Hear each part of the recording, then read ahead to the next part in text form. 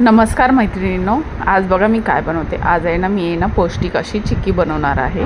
त्यासाठी मी चणे घेतलेले आहे, त्याची साल काढून घेतलेली आहे, मिक्सरमध्ये मस्त असं बारीक करून घेतलेलं आहे आणि आता त्याच्यामध्ये मखाना टाकणार आहे। मखाना पण मस्त असं बारीक करून घ्यायचं आहे, त्यामध्ये मिक्स करायचं आहे आणि आता तीळ पण टाकायचे आहेत। तीळ काय वाटली नाहीत, तीळ असे अख्खेच टाकलेले आहेत। तर असं मी हे वेगवेगळं सारण करते, कारण त्या एका भांड्यामध्ये ना मिक्स होत नव्हतं म्हणून।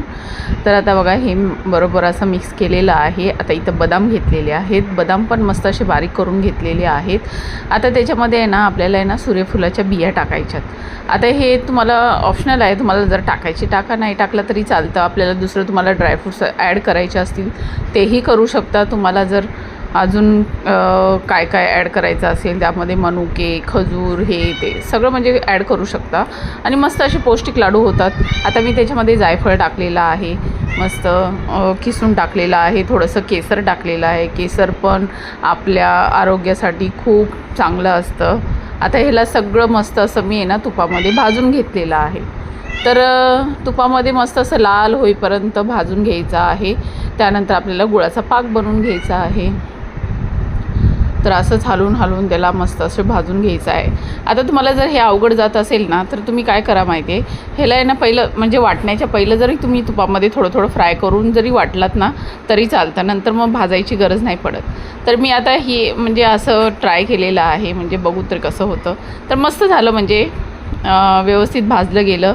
तूप टाकून कमी पडलं तर अजून थोडंसं तूप टाका तुम्ही त्याच्यामध्ये। आता मी इथं गुळाचा पाक ठेवलेला आहे। गुळाचा पाक पण कसं, गुळ भिजेल एवढंच पाणी टाकायचं, म्हणजे 1 किलो गुळाला मी अर्धा ग्लास पाणी टाकलेलं। आता तो पाक कसा बनवायचा की आपल्याला असं फेस आला पाहिजे गुळाला, म्हणजे वरतीपर्यंत आला ना फेस, तर समजायचं की गुळाचा पाक रेडी झालेला आहे। आता त्या सारणमध्ये सगळं मी असं पाक ओतून घेतलेला आहे। मस्त असं गरम गरम आहे तोपर्यंतच ताटामध्ये अशा थापून घेतलेल्या आहेत। तर खूप अशा पौष्टिक अशा वड्या आहेत ह्या, तुम्ही नक्की ट्राय करा। पावसामध्ये मुलांना तुम्ही हे म्हणजे नक्की खा एक तरी वडी असं बनवून। तर असं मस्त मी गरम गरम आहे तोपर्यंतच असे काप करून घेतलेले आहेत, वड्या पाडलेल्या आहेत, वरून थोडेसे बदामाचे काप पण लावलेले आहेत। मस्त अशा वड्या झालेल्या आहेत।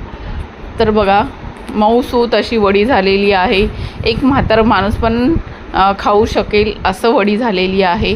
आणि माझी ही रेसिपी आवडली असेल तर लाईक, शेअर, सबस्क्राईब करायला विसरू नका। कमेंट करून सांगा कशी आहे ते। चला तर मग बाय।